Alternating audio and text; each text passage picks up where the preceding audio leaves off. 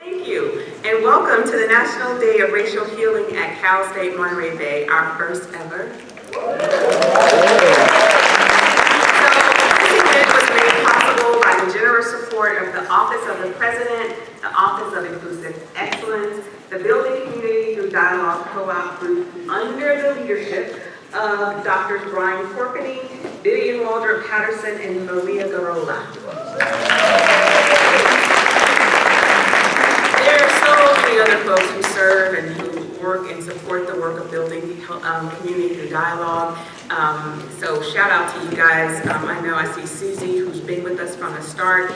That co-op group has been strong and going since 2018. It's one of the longest standing, largest co-ops that the Center for Teaching and Learning has. So shout out to that group.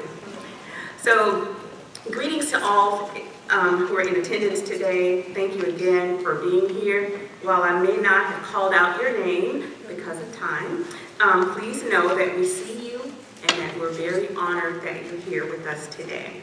So I'm Vanessa Lopez-Littleton. I'm currently the interim dean of the College of Health Sciences and Human Services, and I'm delighted to serve as the MC for today's event.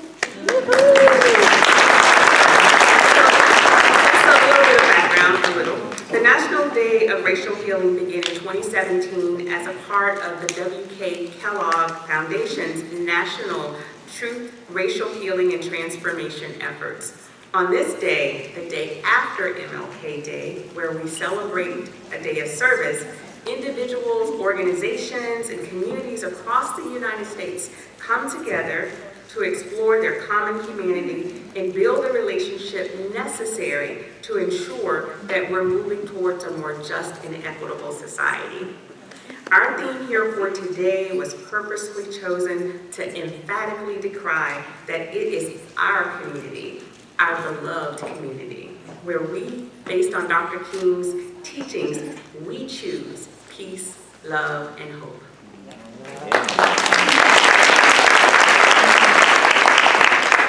So it is also on this day that we acknowledge the wounds of the past, to engage in open and honest dialogue, and to commit ourselves to the ongoing work of dismantling systemic racism. Two of the pillars of Cal State Monterey Bay are social justice and social action. Today, we are exemplifying what the founders of this institution envisioned for us. We are forging ahead towards a more equitable and just society. All right, enough of me reading the speech. All right, now I I'm excited to introduce our first speaker, Ms. Rosa Gonzalez. She is the founder of Facilitating Power, a consultancy designed to cultivate through deep partnership the practice and pedagogy of a living democracy. She collaborates with organizations, agencies, and community leaders to develop participatory approaches to building community resilience and grassroots power. She wrote the framework on community-driven climate resilience planning and the spectrum of community engagement to ownership. She's also working to deepen collaboration between public and private sectors at the local level through multiple city and multiple county-based initiatives. She's currently working on her first book, Seed, Harvest, Weave, Facilitated Leadership for a Living Democracy. She actively trains and supports community-based facilitators and organizers in popular education-based methods for community-driven leadership, planning, and governance. All right, so please join me in welcoming Rosa Gonzalez.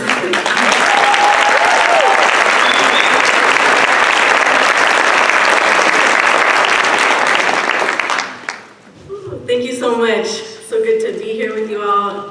Feeling really grateful to Dr. Vanessa and Betsy and everyone who organized this event.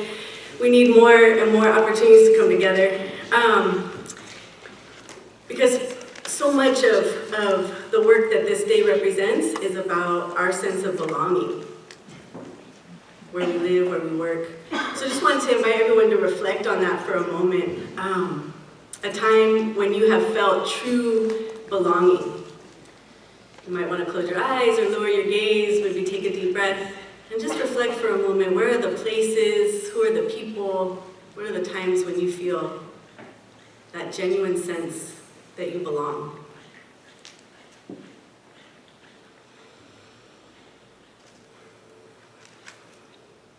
And since we're here all together, maybe just turn to someone at your table, maybe someone you know a little less, if that's possible. You might know all the folks, and that's okay, and that's great. But if there's someone maybe you know a little less, turn to them and just share a little bit, a few minutes, maybe a minute each. What does belonging mean to you?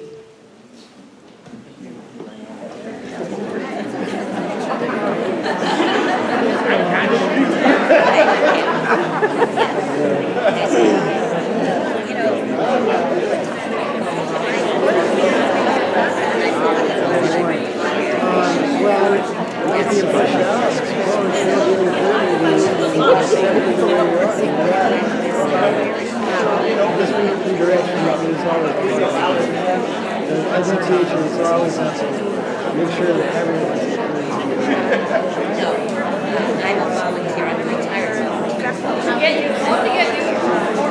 Yeah, and I'm here actually. Yeah.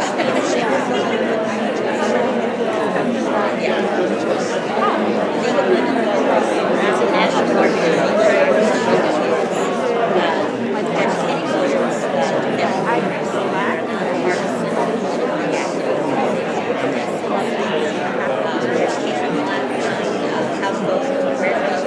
Make sure the other person gets to share.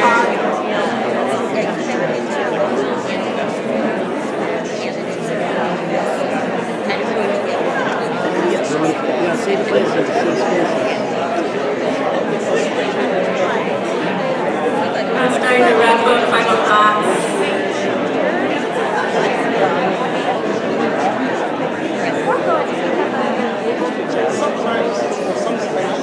We thank your partner for sharing and for listening.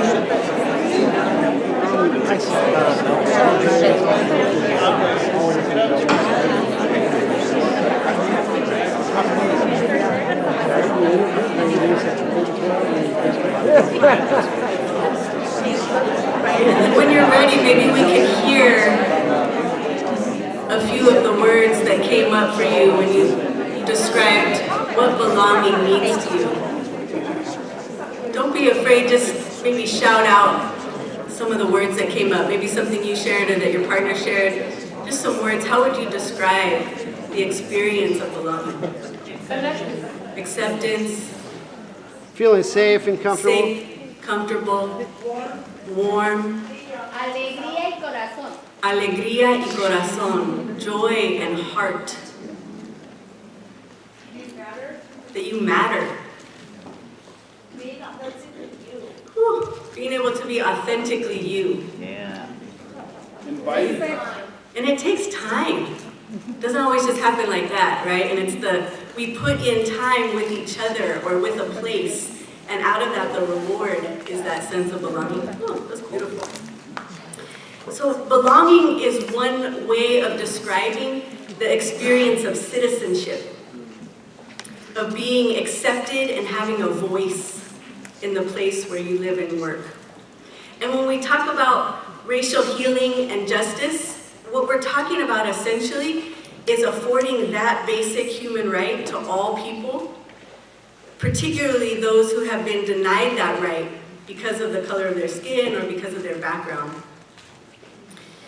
My dad came to this country with his family when he was 12 years old, and he didn't apply to become a citizen of the United States till over 30 years later. Probably because he experienced and witnessed so much discrimination as a Mexican student in California schools in the 1950s and 60s. I think there was part of him that was reluctant to seek to fully identify with a country that sanctioned race-based discrimination. And he was proud of being Mexican and didn't want to give up part of his Mexican identity. When he did eventually apply to become a citizen of the United States, it was because he had been organizing with undocumented parents from Mexico and Central America who wanted a better schooling for their students, for their children, but were fearful to speak up because of their immigration status. And so as part of the larger amnesty movement of the 1980s and 90s, they organized to have the citizenship application fees reduced because the fees themselves were a big barrier for low-wage workers, and they won. And my dad was the keynote speaker at this huge swearing-in ceremony in San Jose of over 300 people who were able to successfully apply for their citizenship as a result of that organizing. And I remember the news interviewing my dad that day, and I'll never forget what he said about what becoming a citizen meant to him. He said, "The United States is a beautiful experiment in democracy, and I want to be a part of that experiment." What did he mean by that? Well, as we know, the United States was founded on this notion of liberty and justice for all, but at the time, the all in liberty and justice for all was limited to white, male, Christian landholders whose livelihoods rested on stolen land and stolen labor. And ever since then, the beautiful experiment has taken form has taken place in the form of movements for liberty and justice for all that have been led by those who have been excluded. And it has been focused on this question of belonging and citizenship. Can this country truly be a democracy? A system of governance by and for the people, all the people. When Dr. Martin Luther King Jr. talked about the end goal of the civil rights movement, what he described was what he and other leaders for Black liberation called the beloved community, which is the focus of our event today. The end goal was not simply to desegregate schools and lunch counters, but to cultivate our deepest human values, such that love and trust and belonging would rise up and defeat the habits of hatred and fear and violence. They envisioned a country, and actually a global community, in which we would practice fundamentally democratic habits of the heart. Goodwill for all, or agape love, Dr. King said, does not begin by discriminating between worthy and unworthy people. It begins by loving others for their sakes. It makes no distinction between a friend and an enemy. It is directed toward both. Agape is love seeking to preserve and create community. It was agape love and this vision of a beloved community that inspired Dr. King and others to speak out against the war in Vietnam and other acts of military aggression against oppressed peoples throughout the world, in the same way that today people are uniting against the indiscriminate killing of Palestinian civilians and uniting against unjust wars in Sudan, Yemen, and the Congo. I grew up in El Movimiento Chicano, the Chicano movement, which, as my dad always reminded us, was motivated in large part by the Black Power movement. Something that's easily lost to our historical amnesia is that the Black Power movement sparked and helped nurture a movement for third world liberation, building solidarity across all oppressed peoples and their allies. And solidarity is a manifestation of agape love, seeing our struggles and our liberation as bound together. And that's what democracy is made of. Democracy is made of both love and liberatory power. Liberatory power is our ability to create the world that we want to live in. And love is what allows our hearts to heal. If we ignore our own healing and the healing of our communities, and these fundamentally democratic practices of the heart lay dormant, then we end up repeating the same patterns and recreating the same systems that led to the crises we face today. But if we see the work of personal and community healing and systems change as all part of the same beautiful experiment, we together can build truly democratic forms of governance that are focused on the common good, the health of the whole. This realization that if there are families in our community that don't have stable housing or access to healthy food, if there are kids being incarcerated, if essential workers are without health care or don't have access to quality child care, if we haven't acknowledged or worked to repair the harm caused by generations of labor exploitation, of race-based housing discrimination, mass incarceration, divestment in our kids' education, that this affects all of our well-being and makes it impossible for us to truly thrive. It's this understanding, this seeing ourselves in everyone else, that will make racial healing and justice possible. And we need to recognize that throughout Monterey County, there are community groups who are working day and night for this vision, often with very little support. When the Ohlone, Costanoa, and Esselen Nation works to protect the burial sites of the ancestors of this land, they're ensuring healthy roots for the beloved community and a more true democracy. When the Monterey County Black Caucus works to visibilize the Black community and amplify the voices of Black residents from Seaside to Salinas to Soledad, they're helping build the beloved community and a more true democracy. When Centro Binacional para el Desarrollo Indígena Oaxaqueña builds the participation and leadership of indigenous Mexicans who are the backbone of our regional economy, they're contributing to the beloved community and a more true democracy. When the Asian cultural experience brings people together around the critical histories and cultures of the Chinese, Japanese, and Filipino communities of Monterey County. When Mujeres en Acción organizes for inclusive economic and workforce development. When Milpa brings people together, systems impacted youth and families together around culturally rooted healing and rites of passage. When the Center for Community Advocacy champions health and housing for farm workers. When Padres Unidos organizes parents who would otherwise be marginalized within their children's schools to become leaders for educational equity. When thriving neighborhoods hold cities accountable to providing translation and interpretation so that residents can participate in the decisions that impact them. When queer leaders come out and hold public office. When Building Healthy Communities works to build Black and Brown solidarity for an inclusive anti-racist democracy in Monterey County. When all of these groups come together to organize for housing for all, for quality childcare, for working families, they're not only helping to improve economic, educational, and social outcomes for all, they're helping to build the beloved community and a more true democracy. And there are so many more groups, too many to name, who make sure that those who have been pushed to the margins experience belonging in this county. Black, Indigenous, and people of color communities have carried the weight of the beautiful experiment for generations, and it's our collective responsibility to now see it through. And we are beginning to see more collective responsibility as a result of that organizing.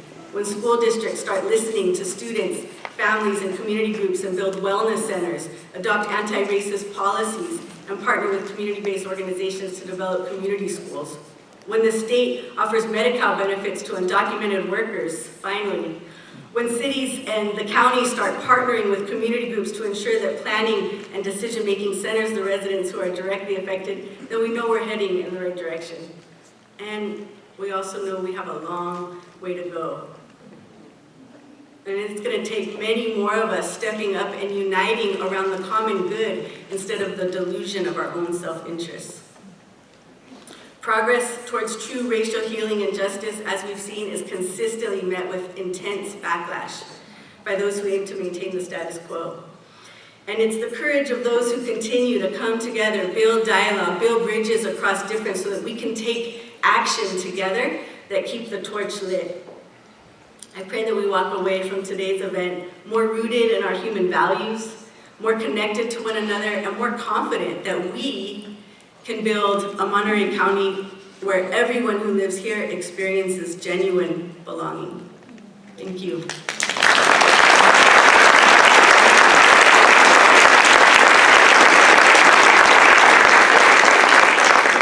All right, so thank you, Rosa, for that powerful message about beloved community. So your ability to weave those powerful narratives about solidarity are messages that we can take into the work that we do every day.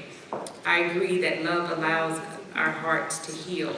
And as a part of that healing, there's a specific role for the arts. And so today, I'm very honored to have one of CSUMB's own here today to invite us to join with her in her artistic expression.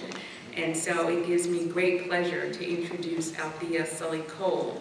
She is a multi-instrumentalist, vocalist, ethnomusicologist from New York City. She is a highly regarded, nationally recognized musician who also happens to be an assistant professor in the Performing and Visual Arts Department at Cal State Monterey Bay. So please welcome Dr. SuttyCole.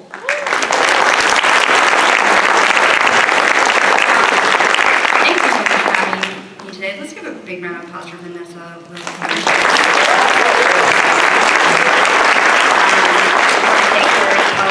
And Reno and the team for helping me sound good today. I really appreciate it, and I really appreciate all of you being here for this really important event.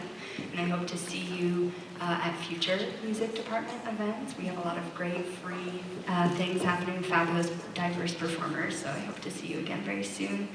The piece that I'm going to perform today is called Demb. It's a composition by the Senegalese singer Youssou N'Dour. And I'll be performing it on the kora, which is a harp from West Africa.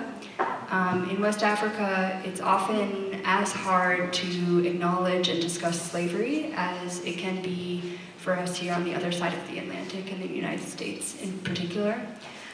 So this piece is really exceptional in its acknowledgement of that history. There are a lot of lyrics to it. I'm just going to sing some of them. But those lyrics are Dembo Esuna. Dem means yesterday. Yesterday has gone. Duma te fataliko, but I do not forget it. Samamamda fasonam shinasalam. My ancestors, the literal translation is tired themselves under the weight of foreigners, and specifically European foreigners. Sorry, now I have to catch up to the wall of lyrics. Garagri gumenye yata dumate faltiliko sigumnech nala. If the trees that bear fruit, if that fruit is sweet, it is because of those ancestors.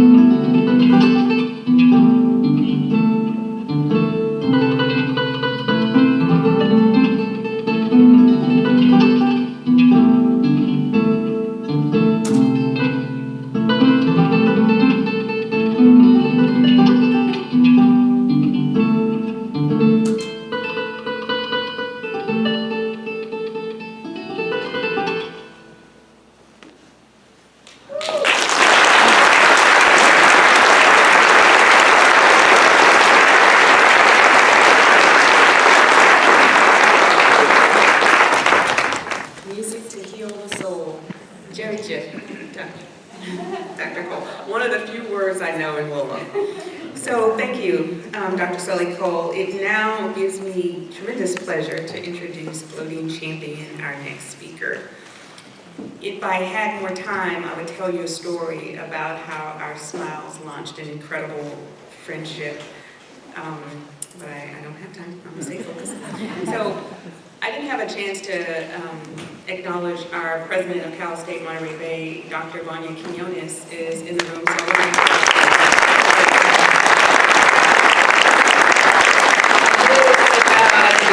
so they do know where the money came from. So because this is an incredible opportunity. My hope is that this is the first of many. I see a lot of diversity in the room, but this is one of the ways that our university celebrates diversity. It's not just a part of what we talk about, it's a part of what we do.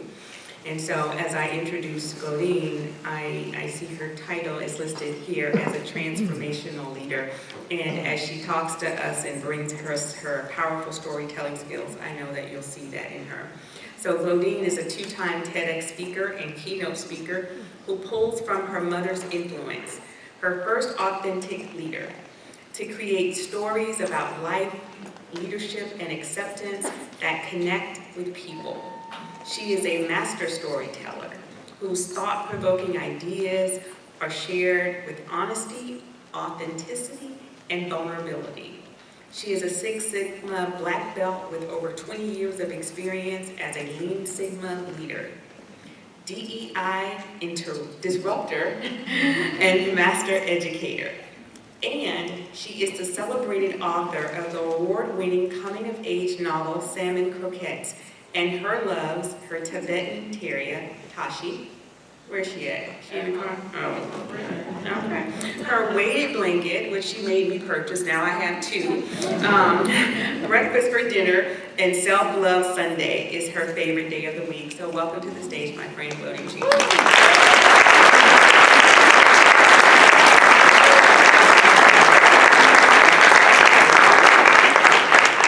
Hello, everyone.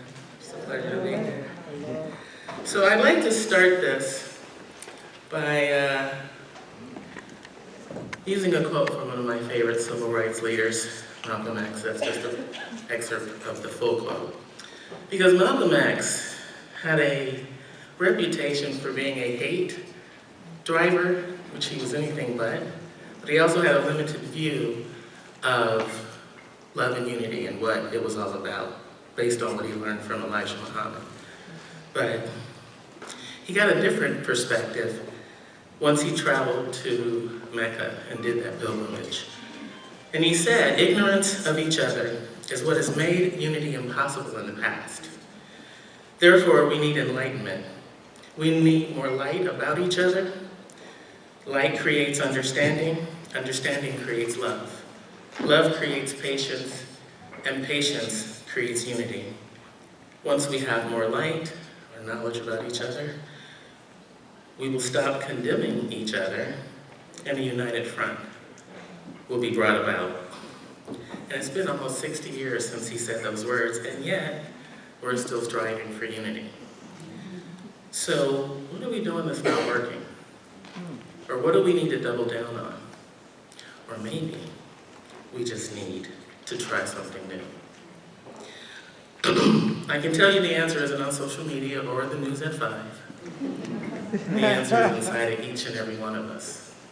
But first, we must let go of the attachment to race. I don't believe we need racial healing as much as we need healing, individually and collectively. Now, I'm not proposing that we ignore systemic and institutionalized racism. I'm just proposing we refocus our energy on what matters most, because what I know beyond a shadow of a doubt is healing is possible when we release any limiting doubts about the thing we want to heal, in this case, race, and focus on the outcome you want. For me, that's love for everyone, and love for one another. I know it's possible, and I also know thoughts become things, which is why focus is mandatory, because our minds are very powerful.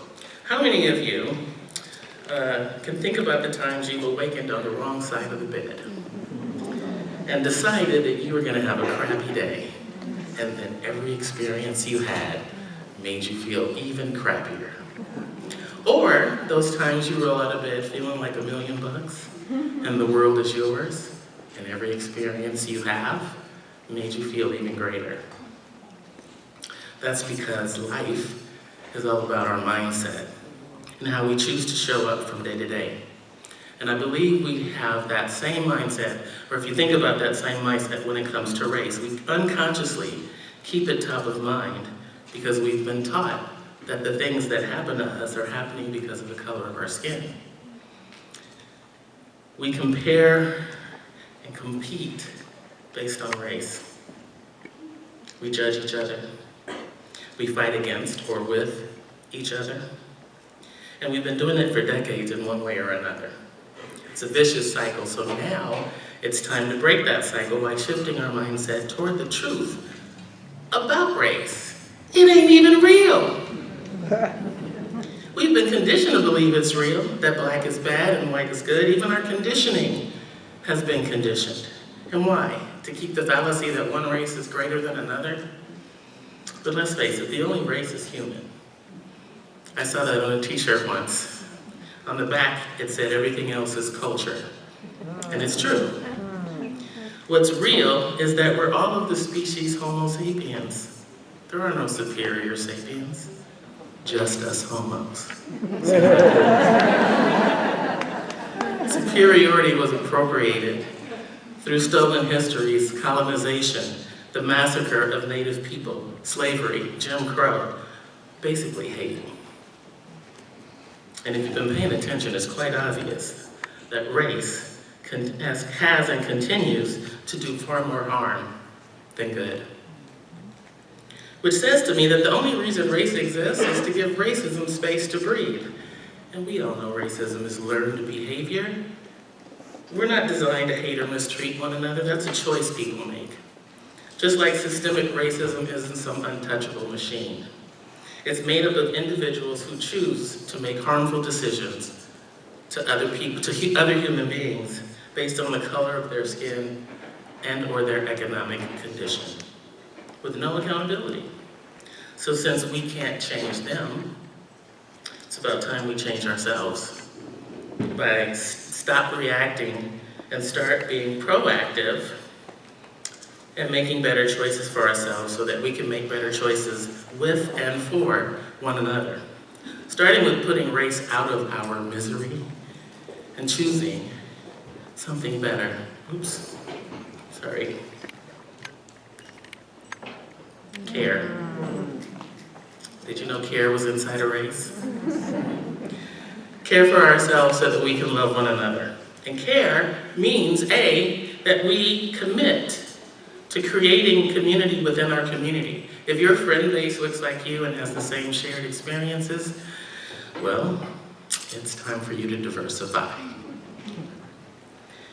And get out of your comfort zone. The more people you know who are different than you, from different cultures and backgrounds, expands your knowledge of the world and even yourself. This is my community.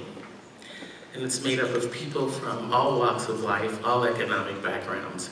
And it makes me who I am, and it also holds me accountable to who I want to be in the world. Which brings me to my next point, accountability. We need to be accountable to ourselves because it's clear to me that when I look at the political background, accountability is a thing of the past, or reserved for people of color, or a black president that has the audacity to wear a tan suit and erupts a major breakdown in the news channels. Whew. This is another way race gets in the way of what we should be. So we shouldn't wait for someone to hold us accountable. Our bodies are wired to notify us when we're doing something wrong. How many times have you done something either intentionally or unintentionally, maybe said something rude to somebody because they got on your nerves? But you didn't walk away feeling great about that experience, and even if you did, in the quiet of the night, I know it was tugging at your heart or grumbling in your stomach. Whew. I'm going to share this story with you. Accountability is another way of saying that I strive to do the right thing and I'm willing to ask for forgiveness when I slip. So at the end of 2022, because I was tired of living in fear, because, well, let's face it, 2020 and 2021 were kind of scary years, especially for black people. And I don't live my life in fear. So I did the extreme, because that's how I roll. I got in my car and drove cross country to as far south as Macon, Georgia. And I talked to people about love along the way. It's the scariest thing I've ever done in my life, but I talked to almost 200 people. I didn't always have my phone with me to take pictures, but I talked to almost 200 people, most of which didn't look like me. And especially in the South, not one person told me to get away from them. But on my way out, I was in Scottsdale, Arizona, when something amazing happened that got me out of my way, and I think this led to why I had such an amazing experience. I had stopped for gas and I was looking for a car wash, and I was watching the cars as they came in and came out to see who had Arizona plates. And this big monster truck pulled up alongside of me, but the dude sitting in the car looked a little scary to me. He was bald, white guy, tats everywhere, motorcycle jacket. He just looked like he didn't like black people. So I decided I wasn't gonna talk to him. What I didn't realize is that I had been staring at him. So it caught me off guard when he said, "Can I help you?" I started not to tell him, and then I took a moment to hold myself accountable for doing to him what has been done to Black people forever. I was judging him based on stereotypes. So I told him what I needed. And he said, "I'm going in to pay for my gas. I'll find out and let you know." And when he came out, he saw my California plates, and he asked me, "Are you coming or going?" And I said, "Well, I'm driving across country to talk to people about love." And he went like this, "What kind of love?" And I said, "Agape love, the love we should have for one another." And he said, "You mean like the love I just showed you by getting the name in the car wash?" And I said, "Exactly." And then we had an amazing conversation and connected on such a beautiful level that we hugged before we parted ways. And I got back in my car and I said to myself, this is the love you need to be in the world. You can't let other people change the way you're going to approach them because you don't know what you're going to face. But if you're thinking you're going to have a bad experience, guess what?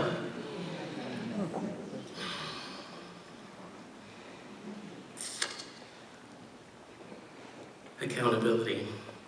It's an important part of the healing process, but it's more importantly a huge part of the living process. And all it takes is a moment to check in with yourself.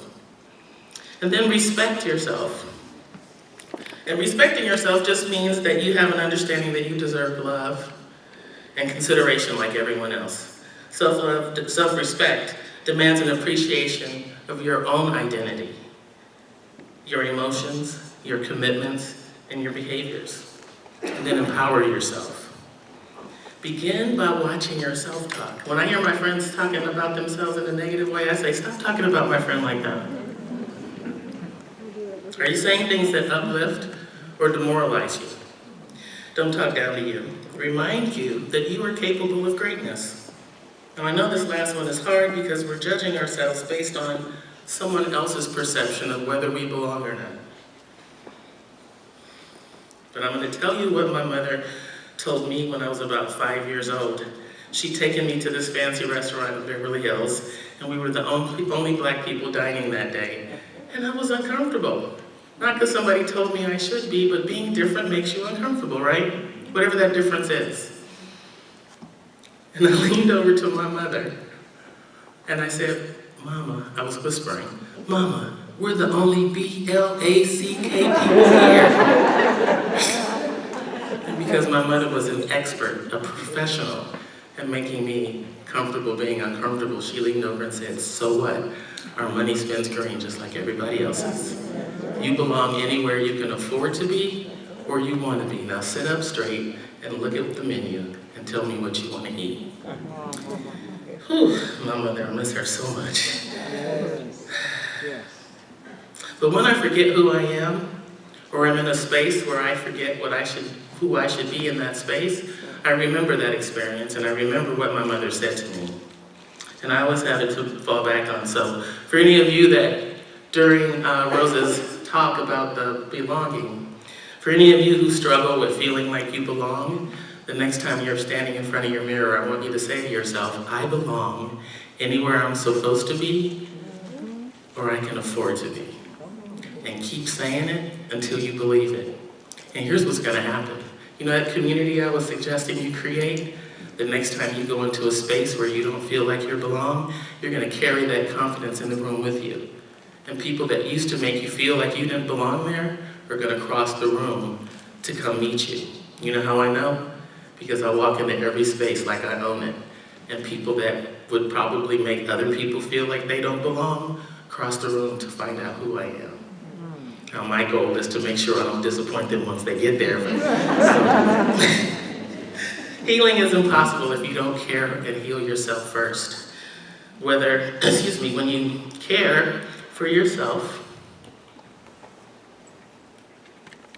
you care for yourself, there's room for you to have love for all. Now I work with business leaders and their teams, and when I bring up love, I watch their eyes glaze over. At least that's how it feels that's how they feel when we begin our work. But when it's over, they're leaning into love with a vengeance and a purpose. Now here's what love looks like. Listen, with a willingness to learn. We are so busy thinking about how we're gonna respond, or we're looking at our phones or on our computers thinking that we can multitask, which we can't, just by the way. That we've lost the art of listening or desire learning from other people. It's easy to do. When I was teaching, I used to encourage my students not to take notes while I was talking, to record it so that they could absorb the lesson. We're even more resistant to learning when we're listening to someone who has opposing views or makes us uncomfortable for whatever reason, or we just don't like or respect them. But when we care, we know how to get comfortable being uncomfortable because we've done our work. We can listen without a desire to tell the other person why they're wrong or what they should believe. I've had so many conversations with people who have different views than me or different political or religious beliefs. A lot of people. But I was able to learn something because I shut my mouth and I sucked it up and I let them say their piece. And on the other side of that, I made them feel heard. And isn't that what we all want, to feel heard? That'll happen if we don't listen. And then open your heart so your mind can follow. Stop putting ego, judgment, fear, and our trauma ahead of the outcome.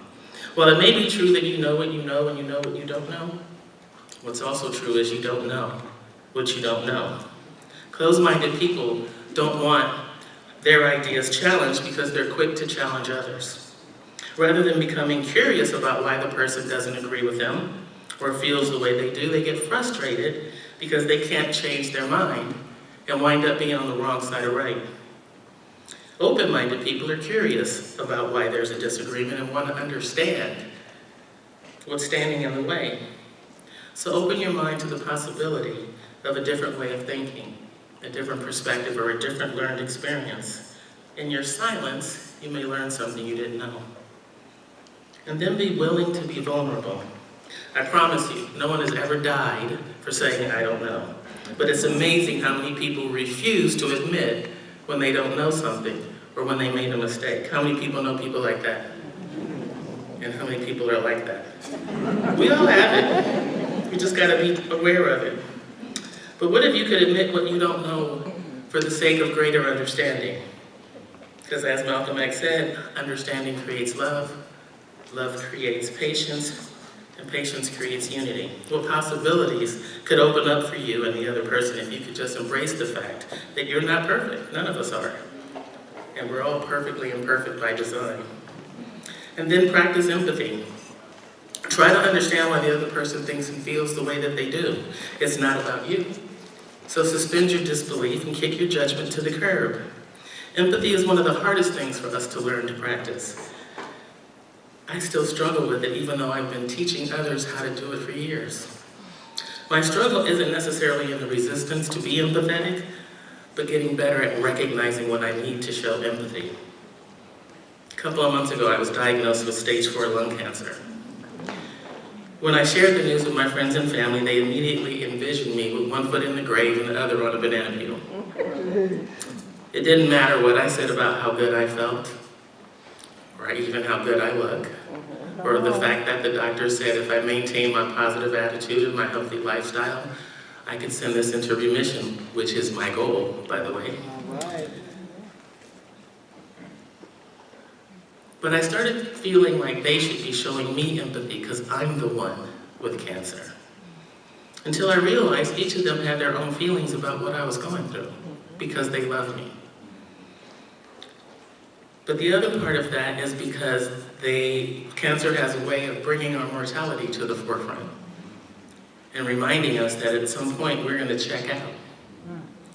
It also brings up stuff for people who have been through it with somebody with cancer. So as much as I wanted to be a baby about it, I had to show some empathy. But what I'm telling you is that I'm telling you that empathy isn't about you. I had to tell myself it wasn't about me, even though selfishly I felt like my diagnosis trumped everything, and I was absolved of being empathetic. I was wrong. I admit it. I'm sharing this Because we all have times when we believe that what's happening to us is more important than what's happening to others. Each are equally important. We're all equally and individually important. We just have to take care, extra care to navigate that path. Excuse me. As in life, there will be ups and downs and forks in the roads that temporarily takes us away from our end goal. If we're paying attention along the way, we recognize that we arrived back on our chosen course, wiser and smarter for the experience. We can heal, first individually, then collectively. All it takes is care, love, understanding, patience, and unity. And when we're united, race will lose its power. What's left will be a chance to finally celebrate and accept our culture. Thank you.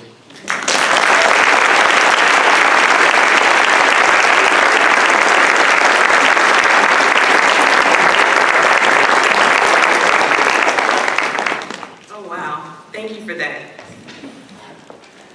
All right, so now I would love to call to the stage my panelists for today. And as they make their ways to the stage, I'll call out their names. Cathy Gutierrez from Behavioral Health, who's a former Deputy Director. Chris Lopez, who is the District 3 Supervisor. Chris Barrera, who is LULAC's Council President. And Lyndon Tarver, the President of the NAACP Monterey County Branch. And so,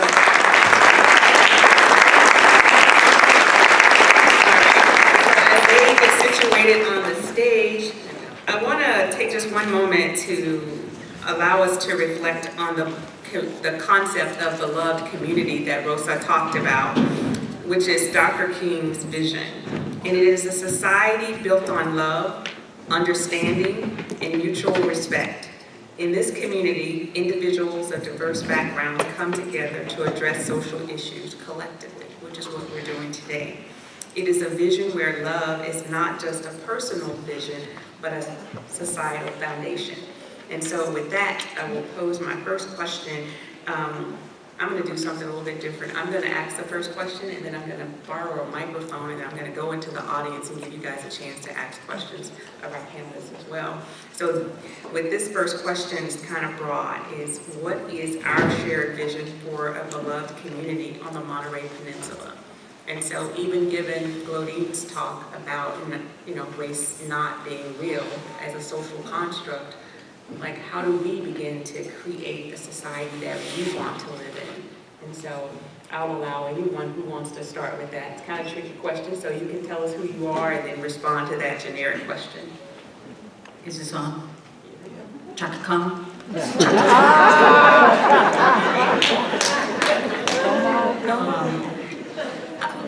Hello again, my name is Cathy Gutierrez, retired from Monterey County Behavioral Health. I worked for the department about 34 years. And it's coming on 5 years since I've been retired. So it's great to see everybody. Again, when I return to these environments, my heart is full. As Rosa was listing out all the different organizations and how far they've come, it's like, wow, it's so beautiful. Because I worked long ago, and I'm from Soledad, so I'm a local girl, I had the honor to plant some seeds and really to see these flowers that have bloomed from the water, the care, the support that all of you in this room have done. It's just beautiful. And I know, we take 2 steps forward and 1 step back, 2 steps forward, 1 step back, but we keep on keeping on.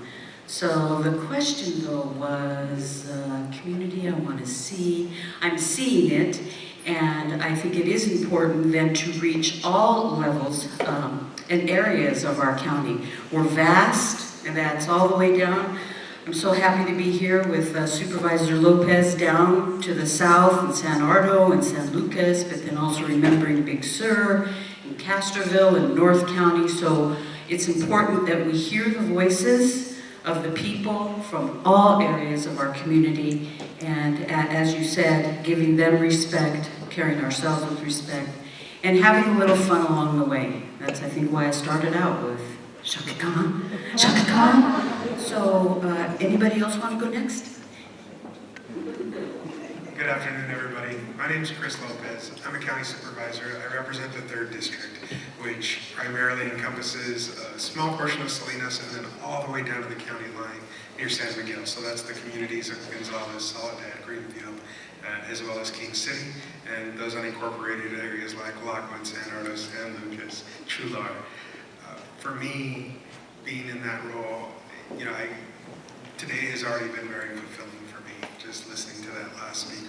I grew up in King City, which is one of the smallest towns in the Salinas Valley. Biracially, my mother is white, blonde hair, blue eyes, and my dad is an immigrant who came here at 12 years old, picking strawberries, traveled throughout the country, carried his UFW card, and wound up going off to college on a full-ride scholarship, meeting my mom there. And I was never enough. That was my understanding growing up, right? I wasn't brown enough. I wasn't white enough. I was just in no man's land, especially growing up in a community that was as divided as King City was in my youth. And so my vision, what I've tried to bring to the table for community, is a place where everyone is welcome. I spent a lot of time coaching in King City, and I had kids at 16, 17 get really quiet in vans coming out to the Peninsula. And I'd notice and ask them, you're my most energetic person, what's going on? I've never seen the ocean before, right? At 16, 17, their whole life spent in southern Monterey County. And I would ask, why? Well, we were just told that's a place we don't go. So when I think about beloved community, I want that wall gone. I want an understanding that we're all welcome in every place that makes this place beautiful and unique. And the reason that we all spend time here, spend time with each other, is because we belong to each other. And I just made eye contact with Francine, who she always reminds me that, right? We have to remember that we belong to each other. And when that is true in everyone's hearts, I'll feel that my work is done. And until then, that's why I'm in the fight. Thanks.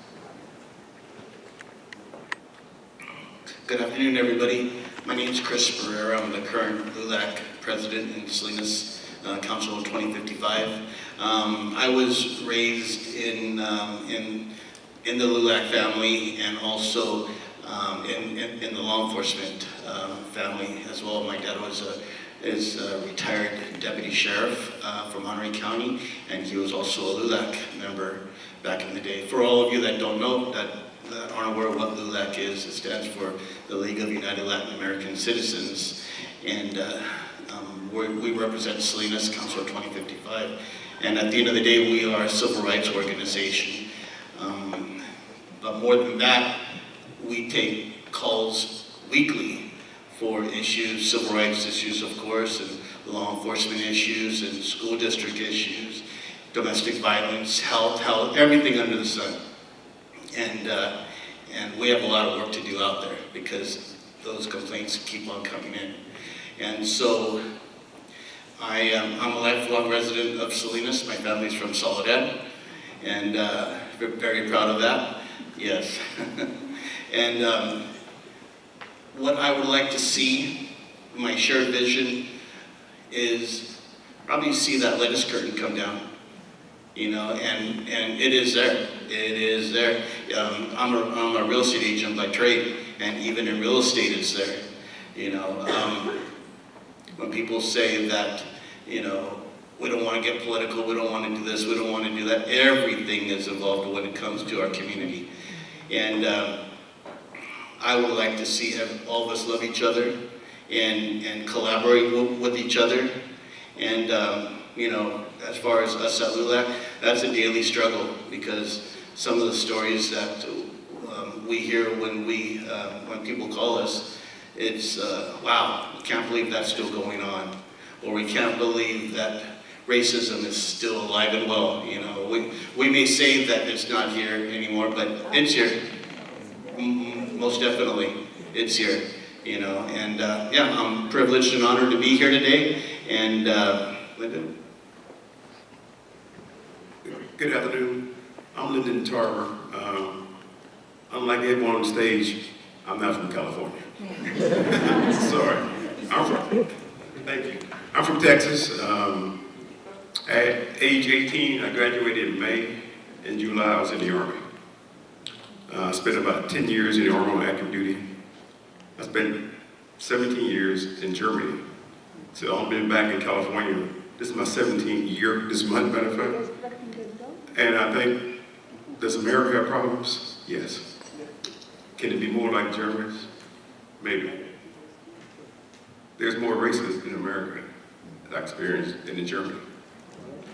Because when Germans recognizing the Nazis and the period they went through, they understand, they moved on. But America will keep recreating the wheel. Sometimes we gotta look at the calendar and see if this is 2024 or 1924. It's a shame, right? In our community, when I first got here, I was never interviewed for the job. I just got qualified by my resume. So when I first got to my office, I walked in the office full of white folks. I said, hello, I'm Lyndon Tarver. The whole room got quiet. And the response was, we thought you'd be taller. I said, okay, I can go with that. So I stayed on installation on Presidio for 6 months to lead the installation. And finally I had my car arrived from Germany, and I started getting out more. And I came to the office one day and said, where are all the black folks? They said, they're here. Here where? When did they come out? I was like, maybe I need to get out more. The issue is, we all deserve to be here. We're all Americans. Until we accept black Americans, we can't accept the brown, the red, the yellow. Black is the darkest color you're ever gonna get. So when we accept black excellence, we accept all colors. And that's what I like to see us accept black excellence. Thank you.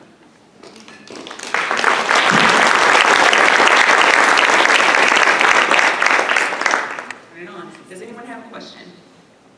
Okay, good. I do. They sprechen der Hey, hang on a second, I'm gonna bring you a microphone, okay? They lernen der Deutsch sprechen? Ja, ich spreche keine Deutsch, und du? Oh, so. Die wollen sie Deutsch lernen, 3 Jahre. Sehr gut, danke.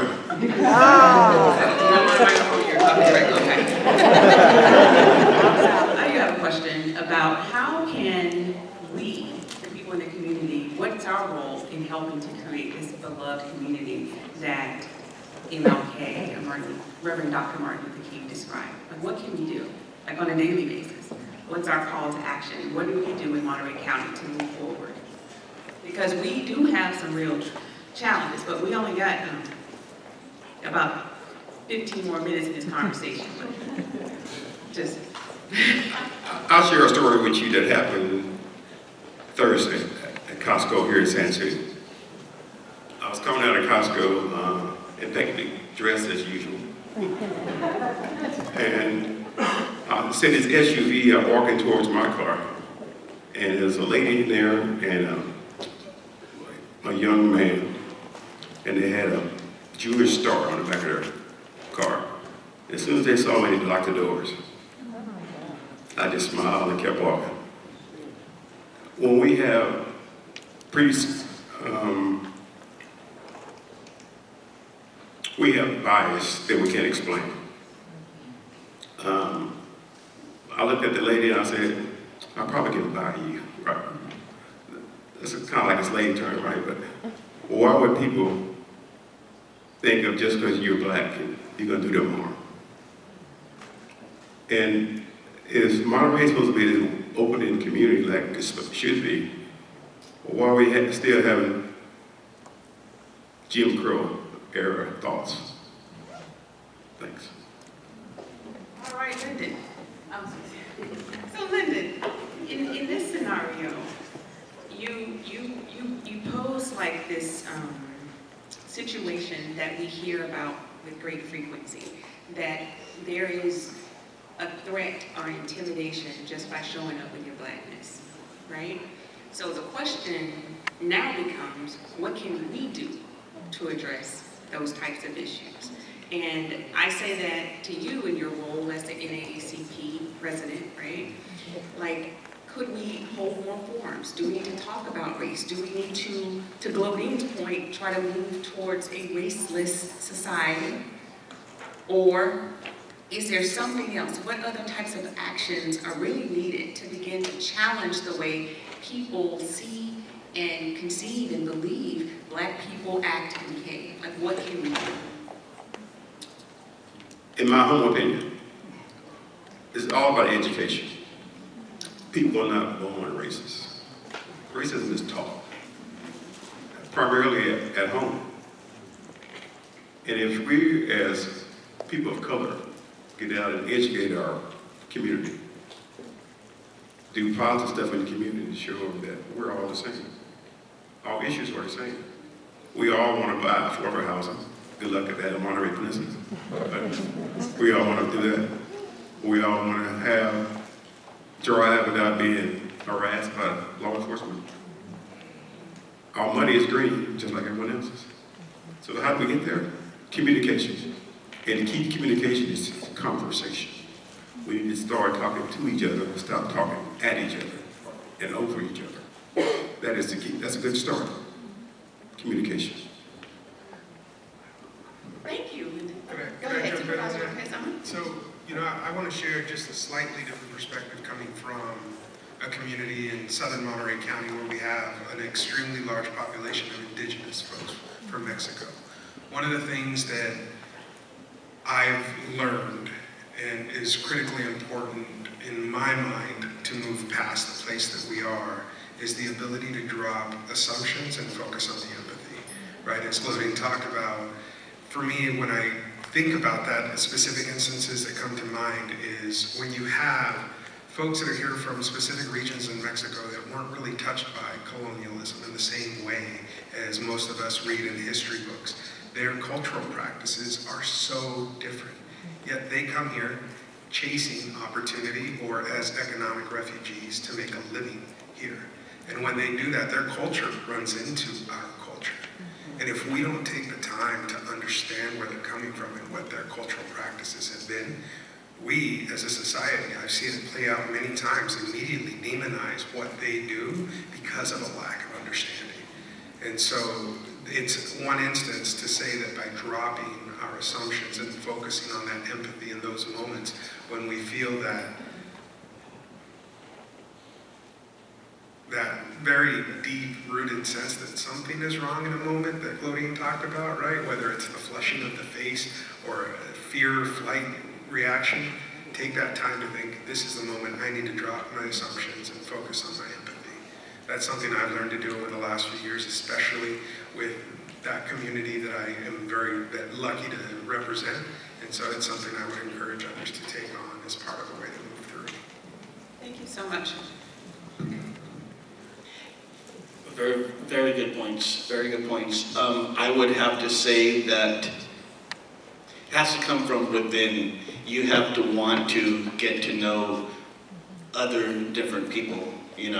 I challenge all of you to go out and meet somebody different, somebody of a different color, somebody from a different country. And that's how you start growing.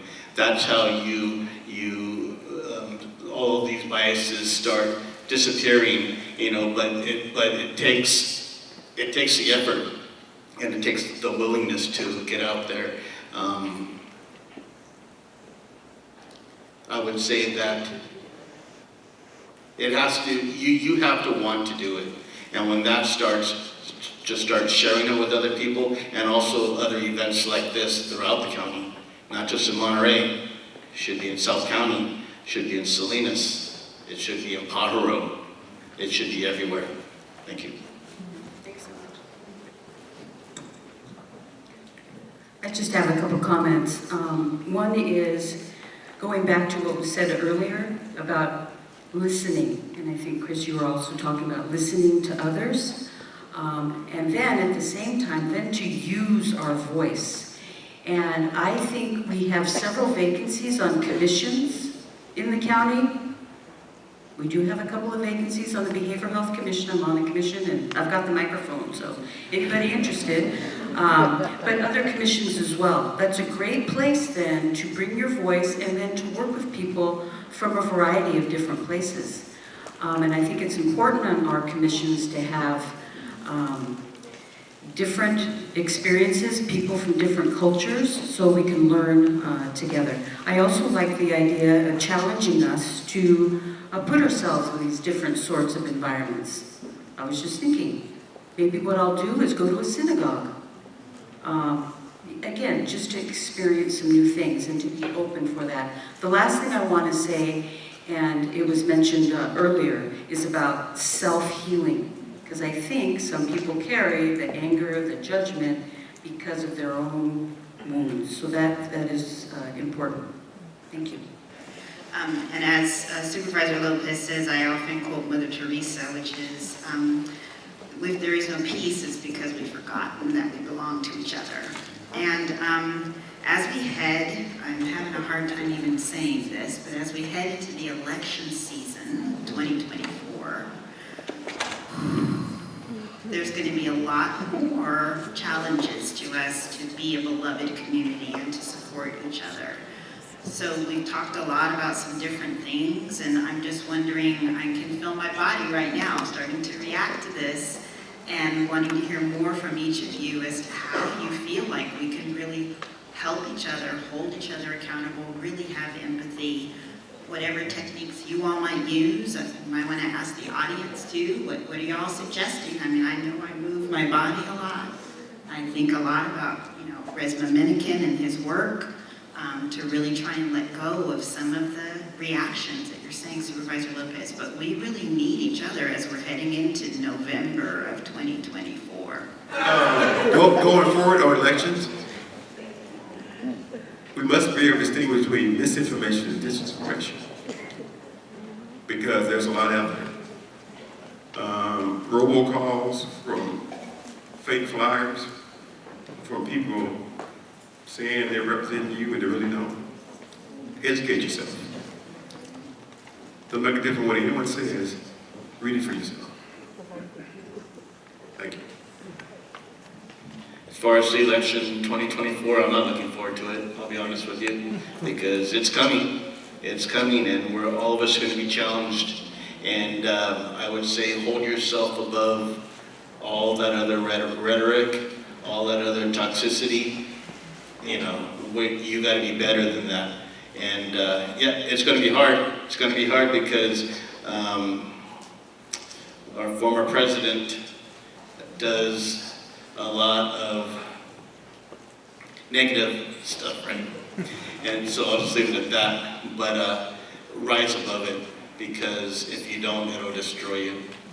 Thanks. It's, being in this seat for 5 years as a supervisor, social media hasn't been my friend. I mean, to the extent of helping me spread the good word, yes. But man, there's people who just hate me with a capital H.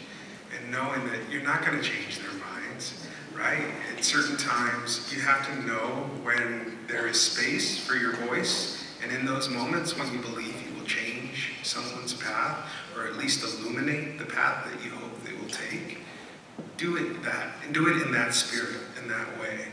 Don't carry that weight on your own shoulders and let it move you through the day. I made that mistake in the past, so I'm speaking from that perspective. Just pick your battles, and in those moments when you can shed light and illuminate a path, do it. And then hope that someone takes it. So people have to choose that path of healing. They have to choose to know truth, right? It's not something that we can impose on one another. I do like that idea of Self-Care Sunday. And I'd like to expand on that. And it's about self-care every day. When I was in my role as a therapist, I used to hear a lot of trauma experiences. I used to have words flung at me, and it was like, woo, that's kind of tough.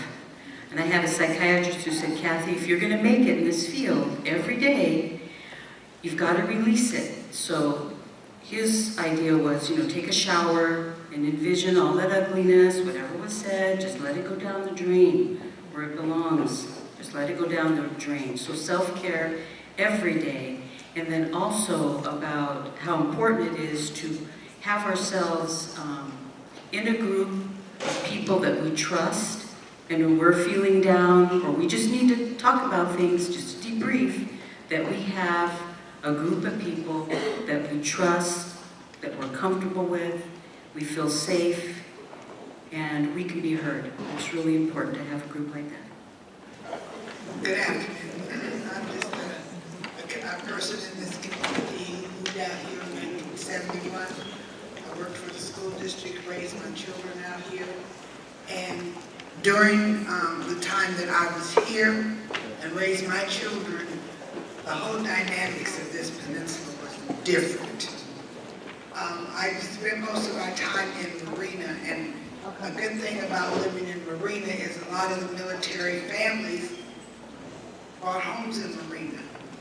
And I can honestly say that my children was introduced to so many different families from different parts of the world because of the military bringing these people here. And I think that they really got a good advantage because my son got a scholarship to go to college in Logan, Utah, in Mormon country. But he survived, he raised his children there, he got a good education there, he got his bachelor's, he got his master's, but he couldn't get a job at the university. He played football, got the highest honor, but he couldn't get a job at the university. So what I am saying is that our community leaders too need to try and get things going within the community, because when you do things in the community and people are having fun, they seem to forget about the color of your skin and that type of things. When you introduce people to the different ethnicities in your community, they forget about the different things. And they also learn that in actuality, we all do a lot of things that are just alike. We might, for instance, cook greens a little bit different in the Black community than we do in the Asian community, but they're cooking greens, okay? And so my thing is open forums. We need to, especially during 2024, I think that the leaders should have open forums, even the school here. And not only us old folks, we know what's going on basically, but we need to get our young people educated.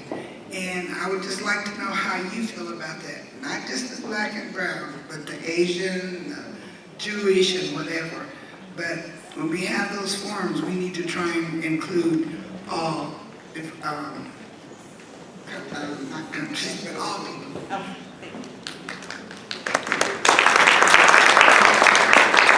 I'll tell you guys a funny story. When I decided to run for office, there was a consultant who came to see me, who was there to advise me on whether or not I should run and what my materials looked like. And he looked at a picture I had on the desk and he said, "That one's too hokey, don't use that one." I said, "I'm sorry? He said, "Don't use that photo." He said, it's too arranged." I turned to look at which picture he was pointing at, and it was my family. My sister married a Black man, my brother married an Asian woman, my mom is white, my dad is Mexican, and we just look like this. And he got so embarrassed. That was the last meeting we ever had. But I agree with you. We have to have open forums where everybody feels comfortable and safe to come forward. And I'll share, since I've been in office, I do listening sessions. Every fall, I go to every community I represent with no topic. It's just an open mic. And it's interesting because some years you have 1 or 2 people there. Other years, so San Marco is a community of about maybe 550. And 2 years ago I was there and there was 1 person there. She had one ask for me, I need a street light. Put that street light in. This year when we went back, 98 people, right? And they had their list ready. We heard you fix things, all right. But you have to give people progress. You have to show them you're willing to listen, as was talked about in Glodean's piece, and make sure that you respond. And I think that's the important piece. Once we start to listen and respond to each other, those doors will open across the spectrum. So I agree. Thank you for your comment.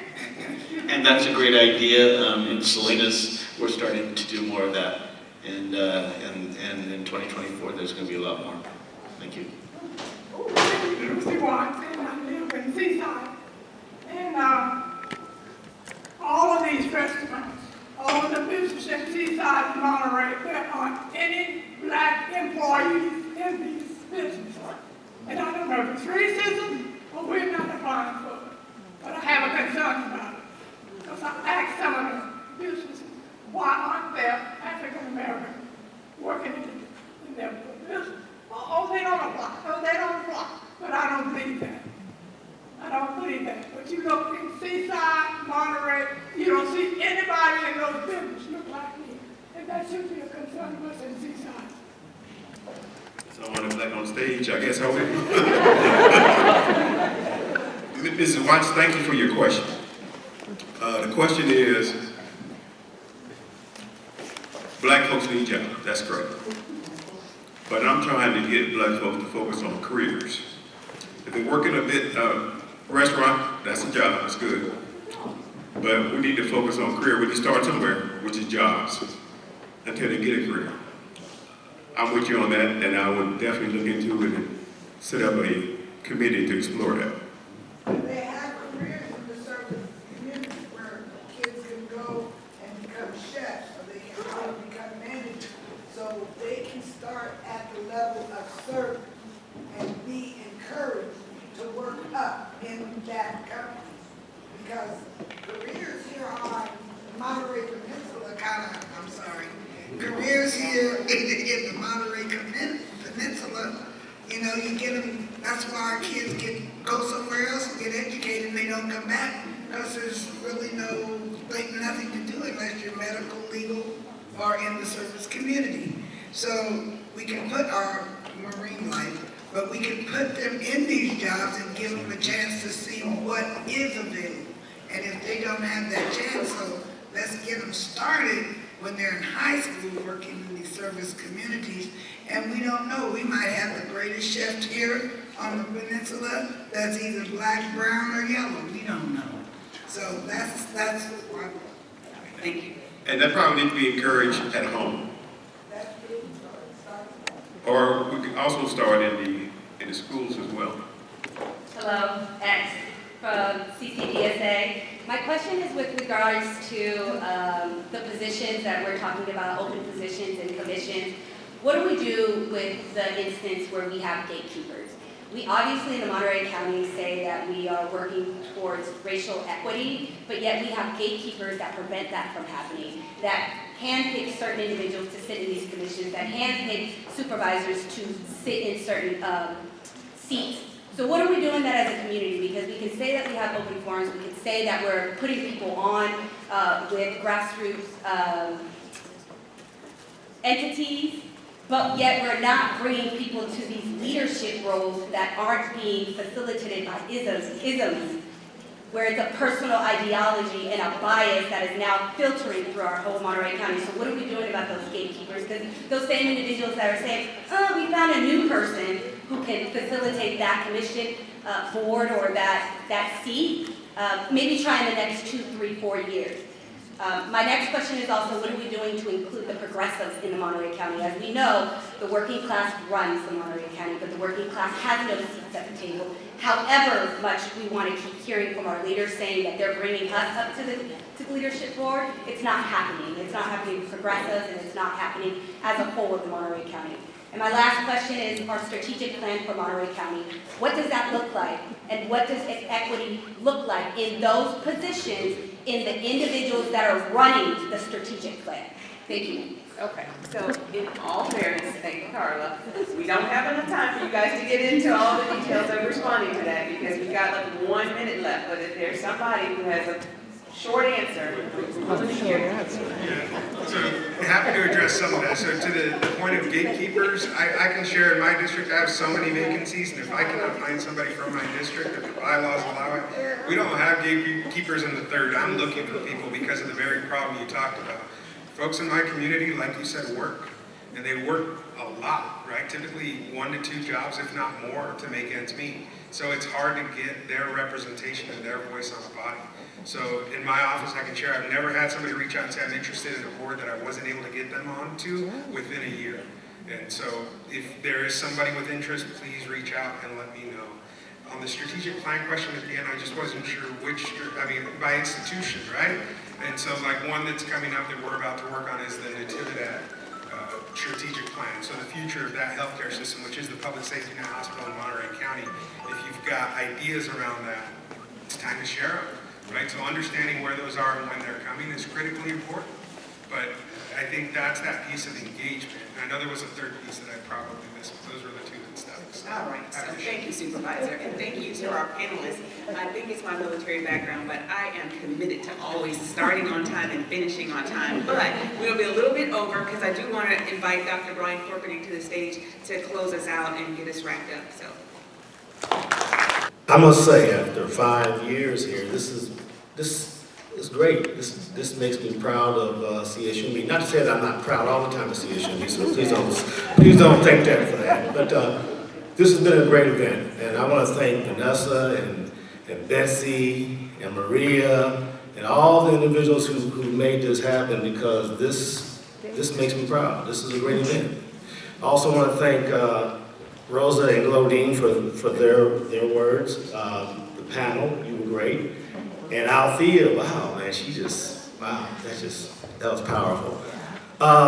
When I first started here, I was asked by the previous president at the Academic Senate to say a few words introducing myself.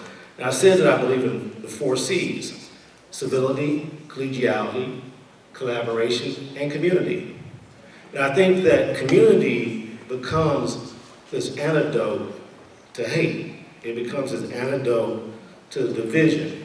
In his last book, published after his assassination, Dr. King wrote, the book was named Where Do We Go From Here? Chaos or Community. And so community does become this counter to chaos, about how we connect with each other, how we value each other, how we believe in each other, even when we disagree. Because too often we equate disagreement with hate. That we have to hate each other if we disagree with each other. No, we need to disagree. Because from disagreement, we come to these consensuses about how to move forward. We don't want everybody to think the same way. I don't want everybody to think like me, even though that may change the world for the better. But I want people to disagree with me. But we need to remember that, and especially this year. So if a member of your family or someone you know expresses a different particular political view, that doesn't mean you have to hate them. Doesn't mean they have to hate you. Have a conversation with them, dialogue with them, debate with them, disagree with them.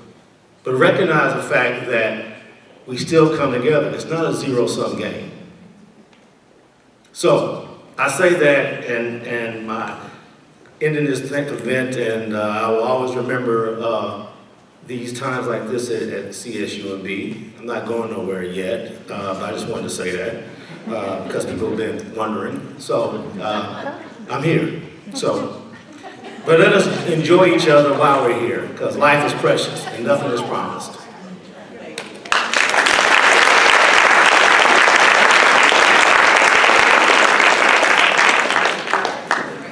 Unless you guys want to just continue to hang out up here, you're free to leave. But I do want to do one quick announcement. BHC, do you guys want to talk about the event that you do when you bring people together on a monthly basis? Does somebody want to share? Because that's one of the things that we want to talk about is how do we keep this going? And I think that in our community, we already have something, an incredible organization that's doing some awesome work. And so if we can combine our energy and our love and our passion for this work with what they're doing, we'll get there. And I was totally prepared to speak, obviously. My name is Althea. I'm the ED for Action Council and Building Healthy Communities, Monterey County. We have a bunch of people here from BHC, just want to acknowledge that. It's not quite happening on a monthly basis. I think we're trying to bring it back, but we're doing Colibri, which stands for Collaboratively Organizing for Liberation, Inclusion, and Breaking Racial Inequities, and we have opportunities to have dialogues together across the community that includes residents and includes people from different institutions, philanthropic partners, and so we are planning to have more learning sessions around them, and so I think we do want to figure out ways to collaborate together to make that happen. And also there's some work that the education team is doing, and actually something that's coming up soon that we may figure out what makes sense around education and building Black and brown solidarity around that. And so I do think that building healthy communities is a good point to ask what we're doing in the community, especially because it's engaging community residents and really trying to build community leadership and power and organizing. And so we'd love to be a resource. And so more to come, I guess. All right. And I think I failed to recognize BHC as one of our sponsors for today's event. So shout out to Building Healthy Communities. And so thank you guys for coming out. We're done here. We're here.